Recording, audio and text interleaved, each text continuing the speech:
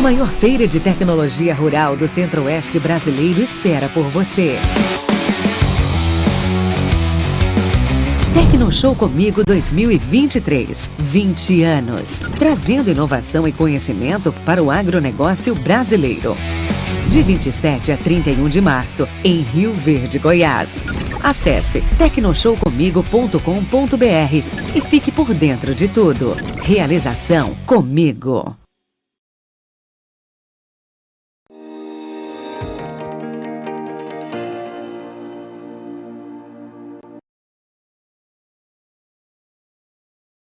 Olá, boa tarde para você que nos acompanha aqui pelo Notícias Agrícolas. No ar, nosso boletim de mercado do boi, analisando o que está acontecendo com os preços. A gente viu que desde a retomada das exportações para a China, houve uma melhora, sim, nos preços pagos pela arroba do boi gordo. E é sobre isso que a gente vai conversar agora com o Iago Travagini, lá da Agrifato, porque apesar dessa valorização, a gente viu também que aparentemente tem oferta suficiente já atendendo os frigoríficos. Qual é o ponto de alerta para essa questão, Iago? O que a gente precisa entender nesse movimento que a gente está vendo aí acontecer com os preços da arroba? Seja bem-vindo, meu caro. Muito obrigado mais uma vez pelo convite, Alexander. Sempre um prazer falar com vocês Notícias Agrícolas. E bem, começando pelo começo, né? A gente tem aí sim, depois da retomada chinesa, um mercado relativamente firme, tá? O preço do boi gordo em São Paulo, no Boi China, voltando aí para casa dos R$300, é o mesmo patamar que a gente tinha antes da saída e a gente volta para esse patamar agora. O preço do boi comum, que chegou a flertar com 285, né? A gente viu o preço médio em São Paulo 285, mas agora volta para 280. Então, assim, ele não chegou a bater 285 na média, dava sinais que poderia ir, mas logo aconteceu a volta chinesa. E hoje a gente vê o boi comum a 280 e o boi China a R$300 em São Paulo, com um ágio aí de R$20 sobre o boi China. Essa firmeza, ela foi captada pelo mercado. Então a gente viu principalmente os contratos para março, ou seja, não para os contratos futuros de longo prazo, mas os contratos de curto prazo passando por um processo de alta. O mercado esperava essa volta no final do mês de março e ela acaba acontecendo e trazendo uma firmeza relativa para o mercado físico de boi gordo. No entanto, a visão para o médio prazo, a visão para esses próximos 2 meses e até a visão de curto prazo, né, sobre o que tem acontecido com a oferta e com as escalas de abate, coloca um ponto de interrogação sobre esses próximos meses, Alexandre. Por conta do quê? Porque as escalas voltaram a avançar para um maior nível, né, desde meados aí do início de fevereiro. Só para te ter uma ideia, em São Paulo, a gente fala hoje de escalas próximas de 9 a 10 dias úteis de programação já feita. Isso corresponde basicamente ao maior nível desde a primeira semana de fevereiro 23. Então, quando eu olho em perspectiva, a gente tem sim um quadro de oferta que, após a volta, a retomada chinesa, o pecuarista que tinha condições de manter seus animais, e principalmente aquele que tinha animais com menos de 30 meses e que viu seu animal no dia 17 de fevereiro estava valendo 300 e no dia 24 de fevereiro começou a semana pós-carnaval valendo 280, 270, ele não quis negociar e ele segurou esse animal até agora que a gente vê essa volta chinesa, esse bolsão de oferta foi formado e a volta das negociações traz a escala em São Paulo, que até cerca de 2 semanas atrás, sem a saída chinesa, era de 6 dias na média, agora vai para 9, 10 dias. Então, há um avanço de escala acontecendo por conta desse bolsão de oferta que está sendo formado. E também, e aí talvez uma discussão para mais médio prazo, sobre a visão de que a gente tem oferta sim, que era um quadro esperado para esse ano, de que a gente veria mais oferta, principalmente de fêmeas durante esse ano, e obviamente de macho também, por conta de que você não controla qual que é o sexo do bezerro que vai nascer, né? Se vai ser bezerro ou bezerra. Então a gente tem um quadro de maior oferta que foi formado nos últimos 2 anos e que na nossa visão chega nesse ano também, durante esse período aí de chegada da entre-safra, né? Então acho que tem várias questões aí para se pontuar. Vamos lá então, vamos entender essa sua preocupação com o alongamento das escalas. Na prática, isso pode significar o quê? Uma interrupção desse movimento de alta nos preços da arroba, Iago? Ou até uma pressão nos preços? Se a gente olhar, eu acho que fica mais crível a gente avaliar como uma interrupção nesse movimento de alta, tá? Dessa volta desse boi China, do preço médio em São Paulo, que era só com um boi comum de 270, 275, ele veio no processo de alta nesses últimos meses e a volta chinesa cravou a média aí para os próximos R$290.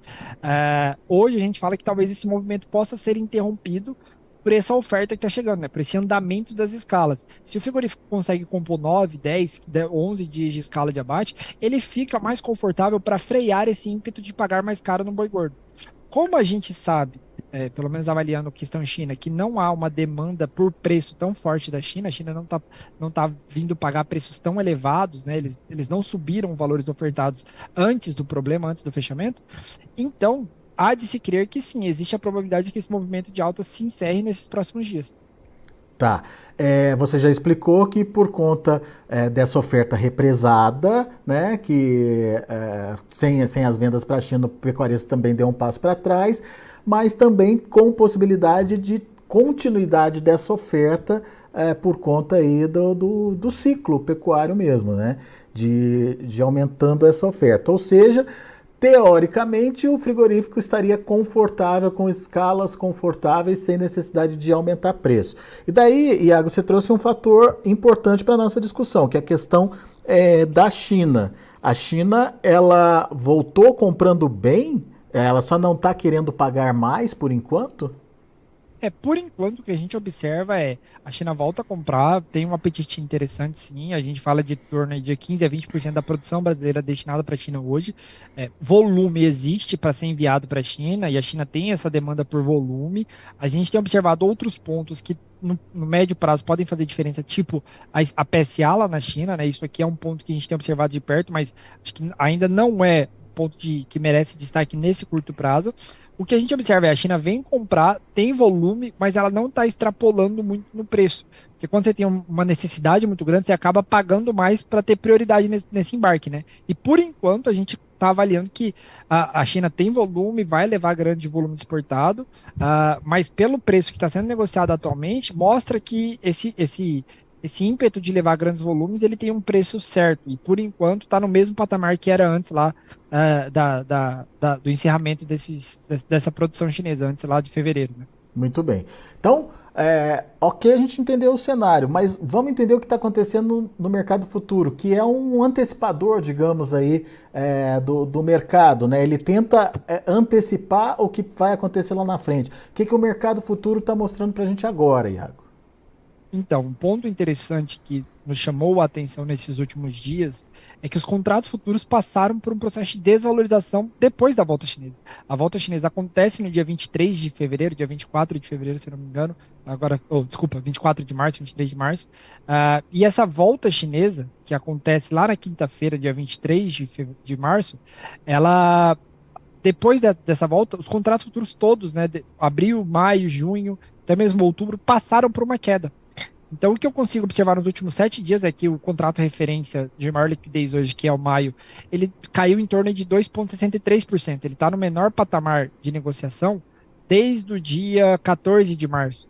Dentro dessa movimentação, nos mostra que o mercado que esperava que a China pudesse voltar e alavancar muitos preços, ele ficou muito esperançoso nessa volta, esqueceu talvez de analisar um pouquinho de oferta. O mercado hoje propõe uma queda nesses contratos futuros, né? Então o preço para maio hoje, no contrato futuro, seria de 2,89, uma queda de mais ou menos aí, frente ao preço atual, né, de 2,95, na média aí desses últimos dias, em São Paulo, do CPEA, está propondo uma queda de R$ 5.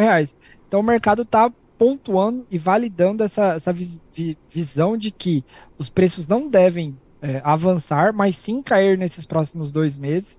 E a questão é que a gente talvez tenha uma oferta maior do que está sendo imaginada, digamos assim, né? A oferta vai pressionar esse preço para baixo até maio. Se vai se consolidar ou não, a gente vai ter que aguardar e ir vendo semana a semana. Mas hoje a visão do mercado futuro é de que os preços podem cair mais R$ 5 até o final do mês de maio.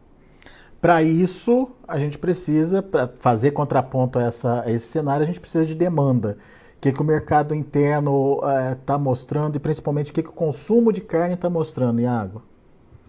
Bem, a gente tem um final do mês aí relativamente fraco, tá? A gente, de certa forma, espera que isso aconteça nos finais todos os finais de meses, né? Mas assim, a gente está vendo uma carcaça sendo negociada a 18, 18,20, 18,30 em São Paulo. Esse nível de preço, obviamente, para o mercado interno, dá margem ali, uma margem relativamente interessante, com preços do boi gordo a 275, 280. A 290, você começa a ter uma pressão sobre margem muito grande. Então, a disputa entre China e mercado interno continua bem distante. E quando eu olho para essa oferta de carne que não disputa China, de vaca, essa oferta, de animais que não vão para a China, né? Aparentemente a gente tem uma pressão ofertária maior do que a demanda. Então, com juros de 3,75, quando a gente olha para esses pontos de nível de desemprego, possibilidade de que os juros continuem por mais tempo num patamar elevado, a gente não está observando por enquanto o mercado interno tão pujante, tá? Obviamente, a gente vai ter que avaliar o quanto a gente tem nesses próximos meses a avançar na questão inflacionária, né? Se a gente vai ter uma inflação muito grande ou não.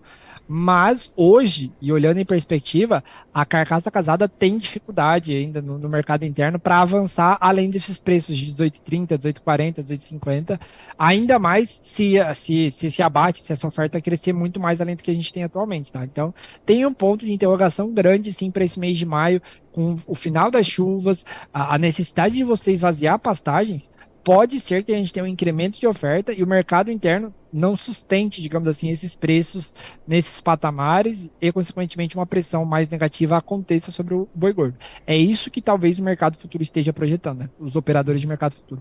Muito bem. Só para a gente, então, entender a participação das fêmeas.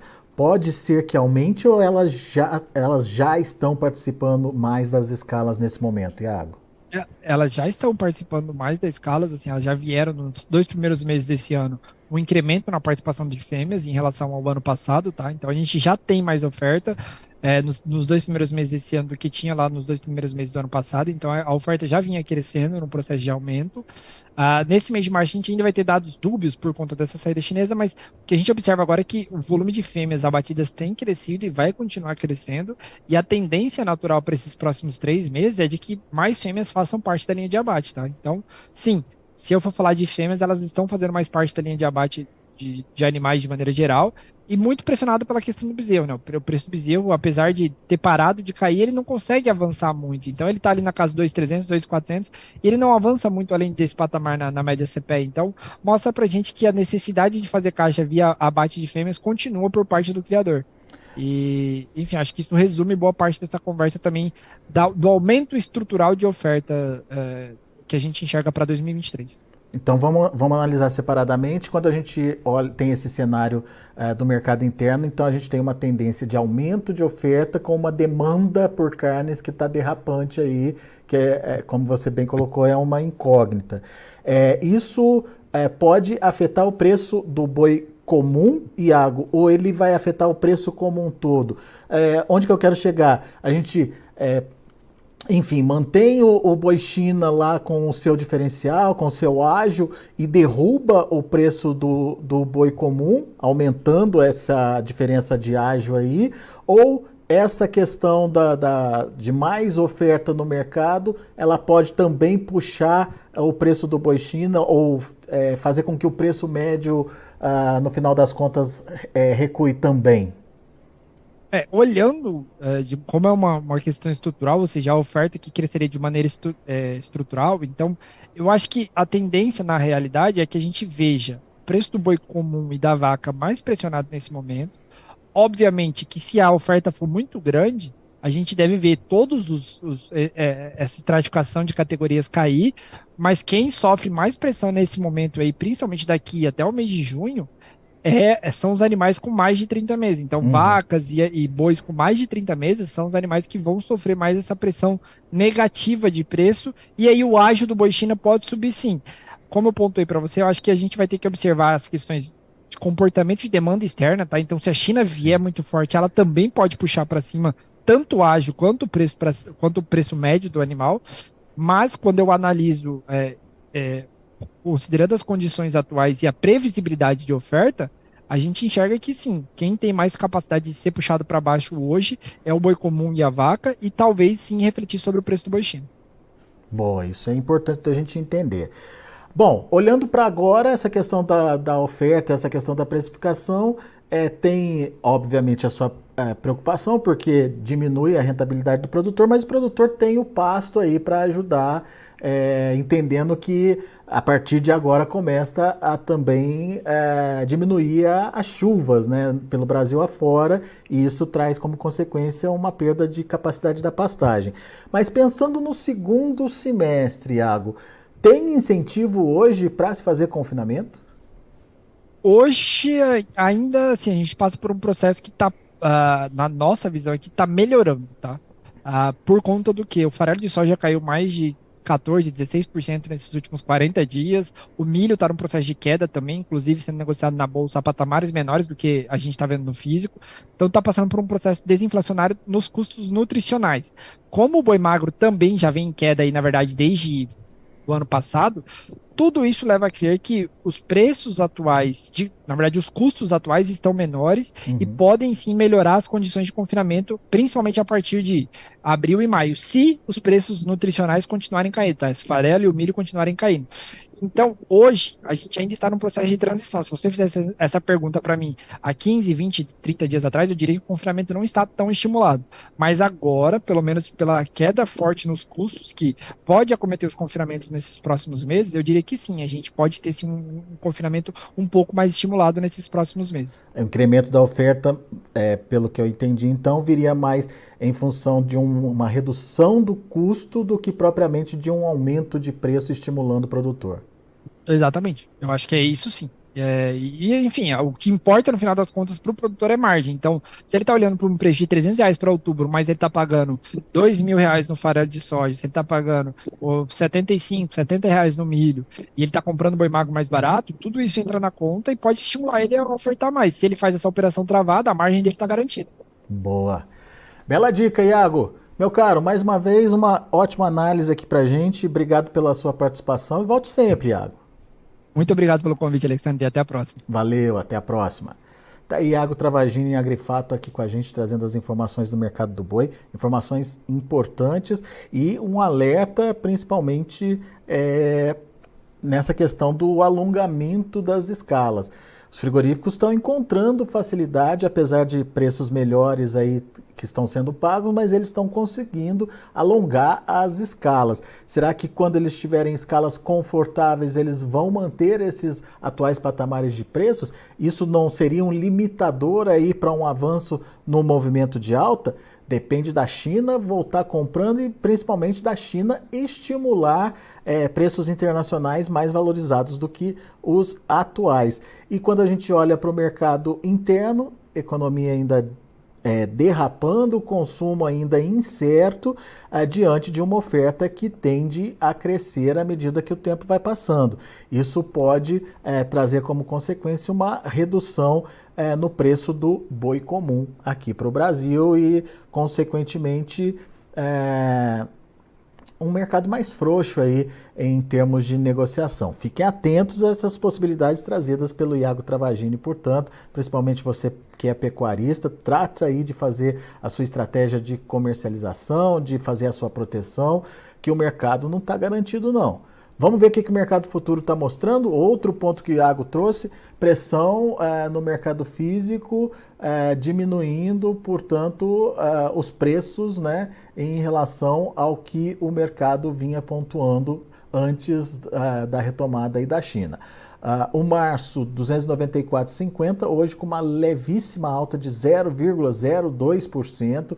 Abril, 291,25, alta de 0,24%. Para maio, R$ 289,10, uma alta de 0,14%. E o junho, R$ 290,95, alta de 0,43%.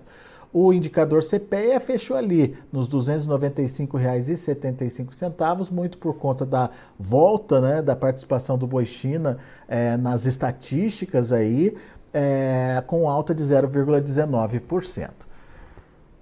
A gente vai ficando por aqui, agradeço a sua atenção e a sua audiência. Daqui a pouquinho a gente volta com outras informações e mais destaques. Continue com a gente.